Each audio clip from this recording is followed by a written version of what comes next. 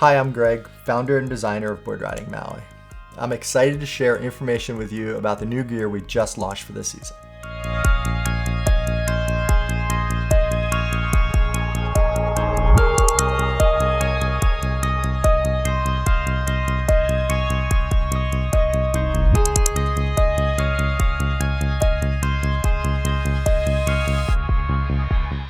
The goals for this season's gear were the same as always, simply just to have the most fun on the water. To describe a part of what that means, talking to a friend recently, he listed getting on foil, going upwind, and range, which I think are great building blocks to a great session and areas where we've made meaningful improvements with the gear for this season.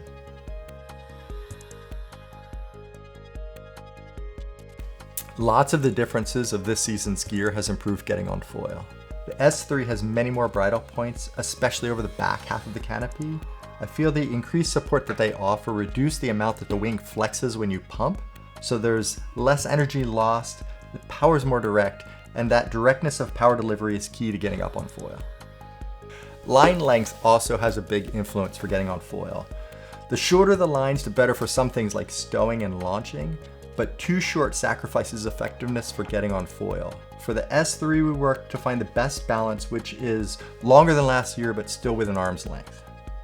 The new bridling and its effect on changes to the wing's profile shape has improved getting on foil. Specifically, that in comparison to an inflated wing, Parawings are easy to stall, especially when you're pumping to get up on foil. The new bridling and profile have a much bigger sweet spot for trimming the bar, meaning sheeting in gives more power instead of skipping right over power and into stall. In addition to assisting getting on foil at the low end, it's also an awesome improvement for getting on foil when you're riding more powered. Without even really pumping, you can just sheet in and go on the S3 in a way that I hadn't experienced before in a Parawing. The lighter weight materials and construction and the increased projected area of a more open arc shape also improved getting on foil.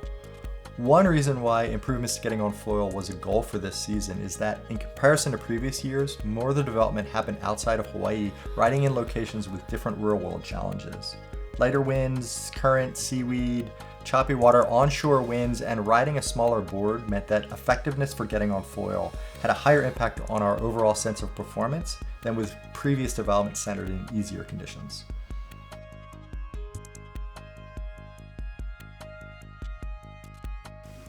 The same as for getting on foil, there are lots of differences in this season's gear that have contributed to upwind performance. The support from the additional bridle points that I've already mentioned make possible a flatter profile and positions the S3 further forward in the window, which allows you to point higher. The sheet in and go that I described for getting on foil also has a big influence on going upwind. Together with the S3's forward window position, the bridling allowing you to sheet in without stalling gives you power to drive upwind on the S3. The lighter the wind, the bigger the difference this drive makes for going upwind.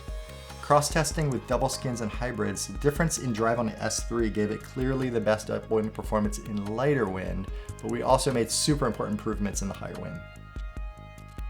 Where single skins generally fall behind double skins and hybrids in upwind performance is at the upper end of wind range. Single skins with deeper profiles can look nice, but sit increasingly further back in the window the more powered up you get, reducing upwind effectiveness.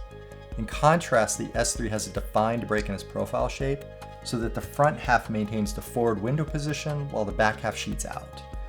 By the later stages of development, the S3 is giving us our best upwind performance in nearly every wind condition.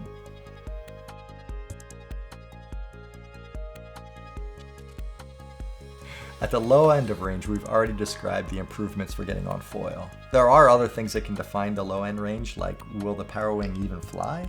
And compared to our previous models, the S3 feels like a balloon on a string flying itself, which is so nice when you're taxiing to a wind line in light and variable conditions.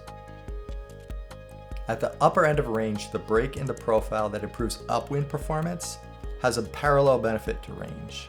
The forward lift, even when sheeting out, both dumps power as well as positioning the wing forward in the window where it pulls less. It's the total opposite from typical single skins pulling increasingly hard and in a downwind direction. The D-grip handle improves range. To explain that, it's easier to describe how bars limit range. First, to define what I consider a bar is any design where the hands are in line. We've made a million bar prototypes in all kinds of crazy shapes and curves and always bumped up against the same problem in wrist ergonomics, which is the more powered up we get, the more the bar angle changes to the point of discomfort where we feel overpowered and defines the upper limit of our range. Switching the front hand to the perpendicular handle orientation makes it unaffected by all changes in bar angle. So the same amount of pull that was the upper range on a bar is comfortable in the handle, extending riding into a bigger range. The handle is something new that takes adjusting to, but we launched the first Parawing less than 2 years ago, so the entire category is still new. The loop of rope that illuminated for us Parawing flight control evolved into Parawing's first bar. For the second season, the yoke design on the bar addressed discomfort by limiting changes to the bar's angle, but to the sacrifice of D-power. For this third season, the handle offers far more D-power than ever, and with total comfort. We're totally open to anything for the future, but there isn't anything currently queued up for release in the short term. Where we're at this moment in time, with all we've ridden of our own designs and by others, double skins still lack the low end and ease of use needed to have application outside of the most talented riders on the most efficient gear.